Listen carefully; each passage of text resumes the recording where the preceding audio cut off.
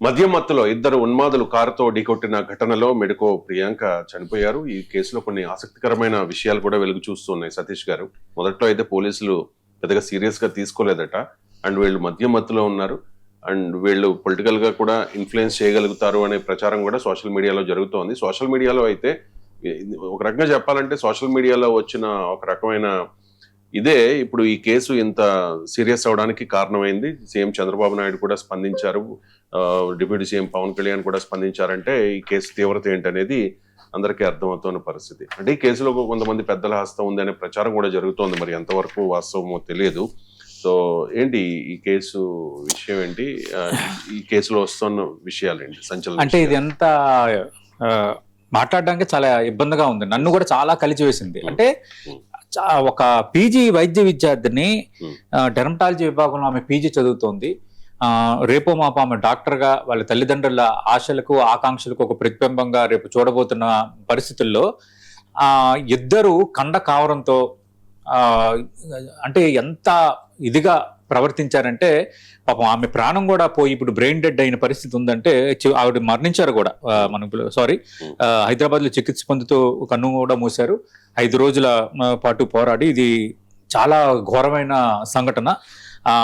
Doctor కావాలన్న ఎన్నో ఆశలతో ఉన్న ఒక యువ వైద్య విద్యార్థి జీవితం అర్ధాంతరంగా ముగియటం, అది ఏంటంటే ఏదో ఒక ప్రమాదం అనుకోకుండా జరిగింది కూడా కాదు.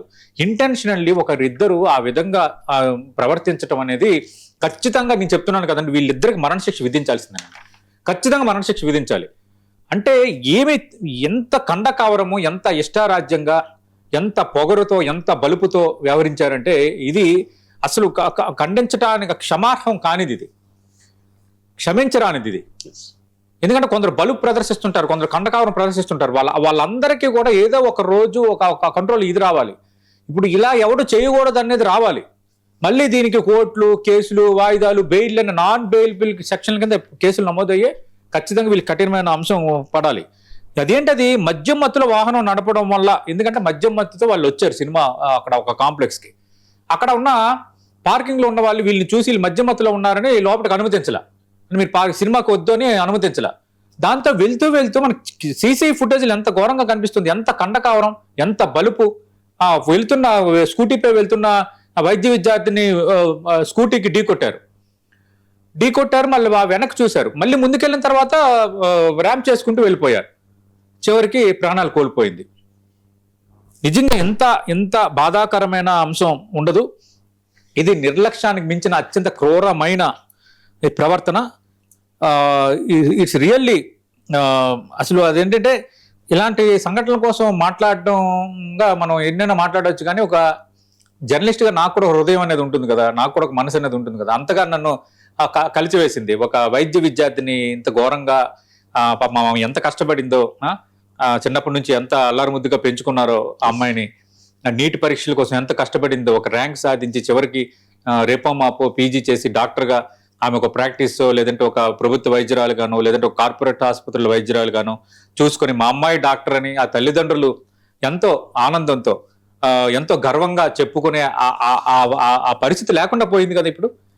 ఇది చాలా ప్యానిక్. ఇది కావాలనే జిఎస్ఎల్ వైద్య కళాశాల డెర్మటాలజీ విభాగంలో పదే పదే కారు గుద్దించి తలపైకి కారు పోనిచ్చిన అంశం ఇది. చాలా ఈ దిశ్వంత్ ఆండ్రూ జోసెఫ్ అనే స్నేహితులు, ఈ దిశ్వంత్ అనే తండ్రికి బంగారం కరిగించే పాత్రల కంపెనీలతో పాటు భూములు కూడా ఉన్నాయి. ఈ ఆండ్రూ జోసెఫ్ తండ్రి పాస్టర్ కాగా తల్లి ప్రైవేట్ ఉద్యోగం చేస్తున్నారు. ఇద్దరు ధనవంతులు కావడంతో కేసు విషయంలో ప్యాకేజీలు కుదుర్చుకోవటానికి మాట్లాడుతున్నారని చర్చ జరుగుతోంది. వీళ్ళనైతే సెంట్రల్ జైలుకి తరలించారు. ఎంత ప్యాకేజీలు కుదుర్చుకున్నా నేను చెప్తున్నా కదా, ప్రియాంక తల్లిదండ్రులు కానీ వాళ్ళ బంధువులు కానీ ఎవరు కూడా వెనక్కి తగ్గద్దు.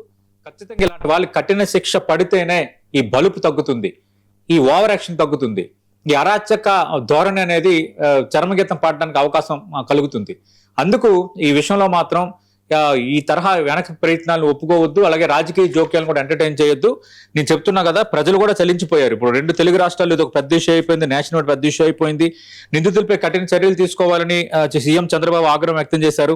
నేను అప్పీల్ చేస్తున్న ఆంధ్రప్రదేశ్ రాష్ట్ర ముఖ్యమంత్రి చంద్రబాబు నాయుడు, అలాగే డిప్యూటీ సీఎం పవన్ కళ్యాణ్కి ఖచ్చితంగా నిందితులు కఠిన శిక్ష పడాలి. ఇది క్షమించరాని నేరం. ఖచ్చితంగా పోలీసులు నిష్పక్షపాతంగా వ్యవహరించాలి. ఎలాంటి రాజకీయ జోక్యం, ఏ లోకల్ ఎమ్మెల్యే, ఏ ఎంపీ, ఎవడు ముందుకొచ్చినా ఏ కుల సంఘాల నాయకుడు వచ్చినా దయచేసి పేరు చేయొద్దు. ఖచ్చితంగా వాళ్ళు కఠిన శిక్ష పడాలి. వాళ్ళు చేసింది ఎంత తప్ప వాళ్ళకి తెలియాలి. తిరిగి ప్రియాంక ప్రాణాలను తిరిగి ఇవ్వగలరా? ఏంటి అకృత్యం, ఏంటి అరాచకం, ఎక్కడికి పోతున్నారు మీరు?